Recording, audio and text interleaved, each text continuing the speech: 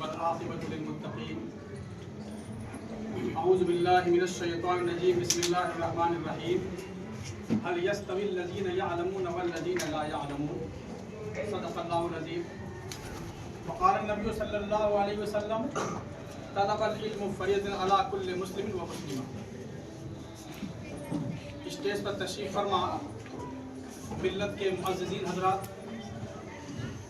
School کے اساتذہ کرام، عزیز بچوں اور بچیوں، سب سے پہلے اللہ تبارک و تعالیٰ کا شکر ادا کرتا ہوں کہ اس نے ہمیں یہ موقع عنایت فرمایا، اور اس کے بعد جناب شاکر صاحب اسکول مینجمنٹ کا کہ ہم کو اس لائق سمجھا اور یہاں مدعو کیا، اور مہمانوں کی ایک لمبی فہرست آپ کے سامنے موجود ہے۔ اس میں مجھے کچھ وقت دیا بولنے کے لیے، کیونکہ میرا جو تعارف کرایا گیا ہے ایک مدرس کے طور پر، اور اللہ تعالیٰ مجھ سے یہ کام لے رہا ہے۔ یہاں بہت سارے جو اسٹاف میں اکثر ہمارے شاگرد ہی ہیں، اور مجھے اس بات پر فخر ہے، یہ میری خوش نصیبی ہے کہ اسٹیج پر تشریف فرما بھی میرے بہت سارے اس میں ایسے لوگ ہیں کہ جنہوں نے کچھ دنوں تک مجھ سے تعلیم حاصل کی ہے۔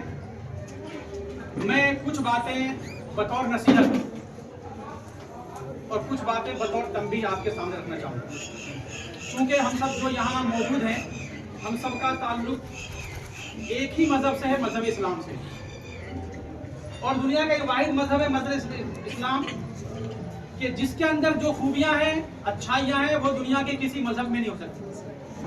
چند باتیں ہو سکتی ہیں، لیکن سچا مذہب، مکمل مذہب کوئی ہے تو وہ اسلام ہے، اور اسلام اپنے ماننے والوں کو ہر چیز کے معاملے میں، ہر فیلڈ میں رہنمائی کرتا ہے۔ لہذا میں جو بات کروں گا اسلام کے ہی نظریات میں کروں گا۔ میں نے آپ کے سامنے قرآن کی دو آیت پڑھی ہے۔ اللہ فرما رہا ہے کہ کیا جاہل، بغیر پڑھا لکھا آدمی یا پڑھا لکھا آدمی کیا دونوں برابر ہو سکتے ہیں؟ ہرگز نہیں۔ علم والے اور بغیر علم والے برابر نہیں ہو سکتے، جس طرح رات اور دن برابر نہیں ہو سکتے۔ رات کی الگ خوبیاں ہیں، دن کی الگ خوبیاں ہیں۔ سایہ اور دھوپ برابر نہیں ہو سکتے۔ اسے اللہ فرما رہا ہے کہ علم والے اور بغیر علم والے برابر نہیں ہو سکتے۔ اور علم کی قدر سمجھ لیں آپ، کیونکہ یہاں علم حاصل کرنے والے اور علم بانٹنے والے لوگ موجود ہیں۔ علم کی قدر دیکھیں، اللہ تعالیٰ نے قرآن میں سب سے پہلے حکم دیا اقرا، پڑھو۔ اور آپ کو معلوم ہے کہ اتنی ساری مخلوقات میں اس انسان کو اشرف المخلوقات کا درجہ دیا گیا ہے۔ تمام مخلوق میں سب سے بہتر، اس کے پیچھے بھی علم ہی ہے۔ وہ کیسے کہ آدم علیہ السلام کو اور فرشتوں کو اللہ تعالیٰ نے بٹھایا تھا، اور فرشتوں سے اللہ نے کچھ سوال کیے تھے جس کا جواب فرشتے نہیں دے سکے، اور یہی سوال حضرت آدم سے کیا گیا اور انہوں نے دیا۔ یہ علم تھا ان کا، اور اسی علم کی بنا پر فرشتوں کو حکم دیا گیا کہ تم آدم کے آگے جھک جاؤ، اور فرشتوں نے آدم کے سامنے جھک کر کے سجدہ کیا۔ تو یہ جو انسان کو اتنا بڑا درجہ ملا ہے وہ علم کے بلبوتے ملا ہے، اور اسی لیے حدیث سے ثابت ہوتا ہے کہ علم حاصل کرنا ہر مسلمان مرد ہو تو فرض قرار دیا گیا۔ فرض جو سب سے ضروری کام ہے، فرض، جس طرح نماز فرض ہے، روزہ فرض ہے، اسی طرح ہر مسلمان مرد عورت پر علم حاصل کرنا فرض قرار دیا گیا۔ اب سوال یہ ہے کہ ہم علم کیوں حاصل کر رہے ہیں؟ اگر آپ سب سے میں سوال کروں تو سب کے اپنے اپنے مقاصد ہوں گے اور الگ الگ جواب بھی آئیں گے۔ علم حاصل کرنے کا اصل مقصد ہے، اور جب مقصد سامنے ہوتا ہے تو اس سے فائدے ملتے ہیں۔ اگر کسی کے اندر یہ مقصد ہے دنیا کمانا، دنیا میں بہت بڑا پوسٹ عزت کمانا، تو وہ اسی لائن پہ چلے گا۔ لیکن اصل مقصد کیا ہے؟ اپنے اندر تبدیلی پیدا کرنا، اپنے اندر چینجنگ لانا، اصل علم کا مطلب یہ ہے۔ اور اس کے بعد جو دیگر جو ہمارے مقاصد ہیں وہ دوسرے نمبر پہ۔ جب تک بچوں نے اس چیز کو بھلا دیا کہ علم کا اصل مقصد اپنے اندر تبدیلی لانا ہے، بدلاؤ لانا ہے، اور دوسری چیز کو مقصد بنا لیا، تو ہم دیکھ رہے ہیں کہ اس مقصد کے پیچھے تو بھاگ رہے ہیں، لیکن اصل جو کوالٹی علم کے ذریعے آنی چاہیے تھی، اس کے اخلاق اچھے ہونے چاہیے تھے، اس کے کردار اچھے ہونے چاہیے تھے، وہ کردار اور اخلاق سے عاری ہو رہے ہیں، بالکل دور ہو رہے ہیں۔ کچھ باتیں بطور تنبیہ ہے آپ کے لیے. آپ بتائیے کیا اسلام نے ہم کو بیٹھنے کا طریقہ نہیں بتایا؟ بتایا نہیں بتایا؟ اسلام کہتا ہے کہ پاکی اور صفائی کیا ہے؟ آدھا ایمان ہے. ہم کتنی قدر کر رہے ہیں؟ ہو سکتا ہے شاید برا لگے آپ کو. آپ سب کے سب جوتے پہن کے بیٹھے ہیں نا؟ کیا اسلام یہی سکھاتا ہے؟ آپ نے اپنے مقصد کو اصل رستے سے کہیں اور ڈائیورٹ کر دیا ہے. اگر مقصد یہ ہوتا پڑھائی کا کہ ہمیں اپنے تبدیلی لانی ہے تو جو کچھ پڑھایا جاتا وہ آپ کے اندر اتر جاتا, اخلاق تبدیل ہوتے. اور آپ کا مقام جانتے کیا ہے؟ دنیا میں ویسے تو امتیں بہت آئی, بہت سارے نبیوں کو ماننے امتیں ہیں, لیکن آپ کا مقام کیا جانتے ہیں؟ آپ کو خیر امت کہا گیا ہے.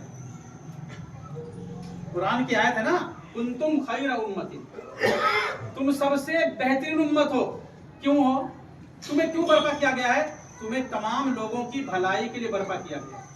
اچھا, ہم لوگوں کی بھلائی کیسے کر پائیں گے؟ جاہل رہ کر. جاہل رہ کر کریں گے کیا؟ لوگوں کی بھلائی کے لیے ہمیں کچھ بننا پڑے گا نا. ہم کچھ بنیں گے تبھی تو کریں گے. اور یہ مقام اللہ نے عطا کیا ہے. یہی کچھ بننے کے لیے تعلیم کا سلسلہ شروع کیا جاتا ہے. اس کا پہلا مقصد ہے اپنے اندر تبدیلی لانا. دیکھیے جو یہ بدائی پارٹیاں ہوتی ہیں نا, یہ بدائی پارٹیاں سب جگہ ہوتی ہیں, مدرسوں میں بھی ہوتی ہیں, اسکولوں میں ہوتی ہیں. لیکن بدائی پارٹیاں کیوں ہوتی ہیں؟ یہ آخری مرتبہ جو نشست ہوتی ہے وہ یہ ہوتی ہے کہ آپ کے استادوں کے ذریعے, کچھ معززین کے ذریعے آپ کو آخری بار کچھ نصیحت سننے کا موقع مل جائے, وہ نصیحت آپ کے لیے یادگار رہ جائے. دوسری کیا ہوتی ہے؟ آپس میں رہتے ہوئے ایک دوسرے سے کچھ تلخیاں بھی ہوئی ہے, دوستوں میں ساتھیوں میں لڑائی جھگڑے گالی گلوچ کے موقع بھی آئے. استاد سے بھی ہو سکتا ہے کہ بچوں کی کچھ ناراضگی ہو, بچوں سے بھی کچھ استاد کی ناراضگی ہو. یہ معافی تلافی کے لیے کیے جاتے ہیں. اگر مسلم امت نے اس فیئر ویل پارٹی کو آج کی ہلدی پارٹی کی طرح یا شادی کے اور دوسرے رسموں کا شروع کر دیا تو آج یہ چھوٹا سا بگڑتا ہوا روپ آگے چل کے بہت بڑا روپ اختیار کر سکتا ہے. اسلام ہمیں سادگی سکھاتا ہے, سادگی کے ساتھ سارے کام کیے جائیں. اگر یہ چھوٹا سا روپ کل ہو کے بڑا روپ اختیار کر لیتا ہے, کون ذمہ دار ہوگا؟ آج یہ مہنگی مہنگی جو شادیاں ہو رہی ہیں, جن لوگوں نے شروعات کی اس مہنگی شادی کی, اللہ کے بڑے مجرم ہوں گے, یاد رکھو.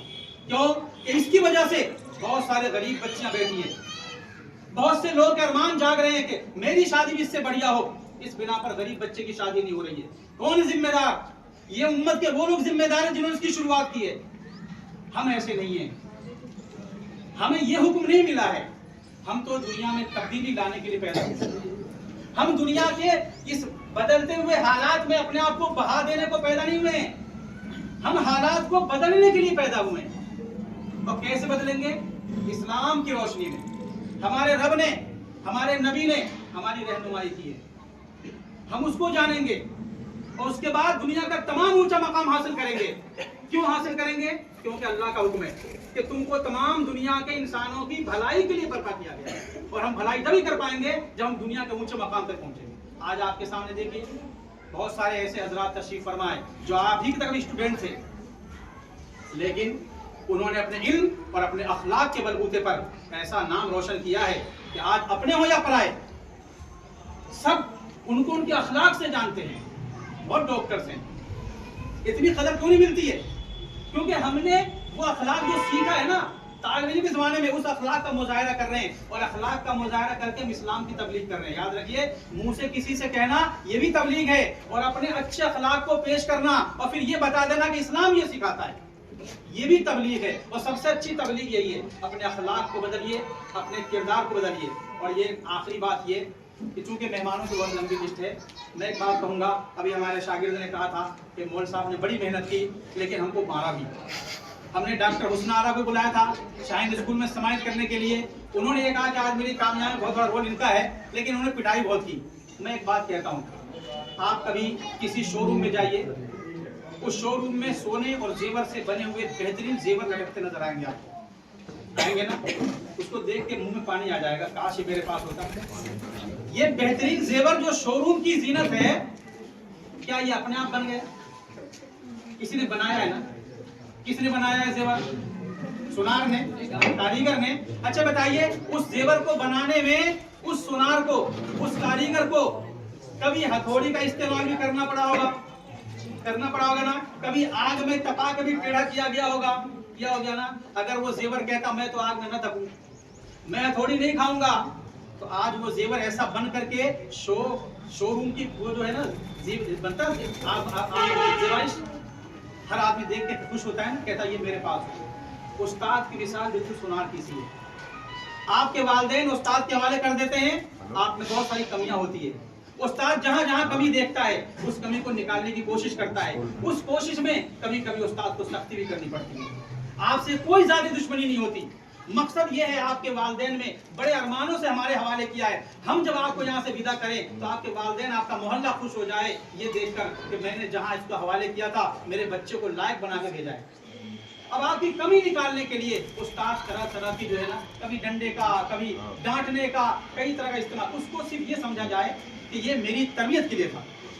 और अगर तरबियत ऐसी नहीं होती, सोनार हथौड़ी नहीं बरसाता और सोनार अगर आग में नहीं तपाता तो बेहतरीन जेवर तैयार नहीं होता। ऐसे ही अगर आपके साथ ऐसा मामला ना होगा तो आप समाज के, मुआशरे के, अपनी उम्मत के बेहतरीन अफराद कैसे बन सकते हैं। लिहाजा उन चीज़ों को यही भुला दीजिए। अपने उस्ताद से माफ़ी तलाफी करके जाइए, अपने साथियों से माफ़ी तलाफी करके जाइए, और इस इम्तिहान की फिक्र के साथ, जैसे अब ये फिक्र है ना आपको कि बोर्ड का एग्ज़ाम आ रहा है, इसमें आपको नाकाम होने की फिक्र है, कहीं नाकाम न रह जाऊं। एक बहुत बड़ा इम्तिहान भी आपकी ज़िंदगी में आने वाला है, बहुत बड़ा इम्तिहान। इस इम्तिहान में अगर आप नाकाम हो गए तो आपको दोबारा चांस मिल सकता है, दोबारा चांस मिल सकता है कि ठीक है जाओ दोबारा 10वीं करो, जाओ दोबारा क्या 12वीं करो।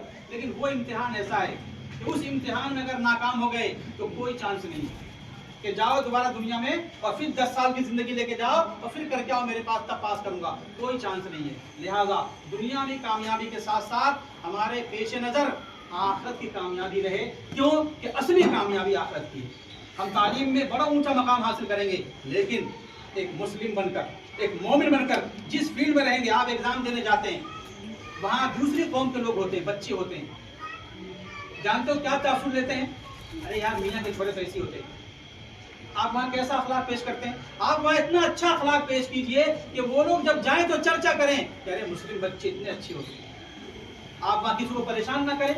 वहाँ आपके साथ जो टीचर्स जो आपके पेपर लेने वाले हैं, इज्जत से पेश आइए, आप इज्जत के साथ। अगर आपके बुरके चेक करने की बात आती है, ठीक है भाई लेडी टीचर है, आदत चेक करना चाहते हैं, ठीक है आप एक तरफ आइए और मैं अपना चेहरा चेक करा दूँ। उलझना नहीं है, लड़ना नहीं है, बदतमीजी नहीं करना। इनसे आप बदनाम नहीं होते, हमारा इस्लाम बदनाम होता है, कहते हैं यार मुसलमान ऐसे होते हैं। आपको हर जगह अपने अच्छे अखलाक का मुजाहरा करना है। अगर आपने ऐसा किया, ये दीन की सही तबलीग है। अल्लाह ताला इन बातों का अमल करने की तौफीक दे। आमीन।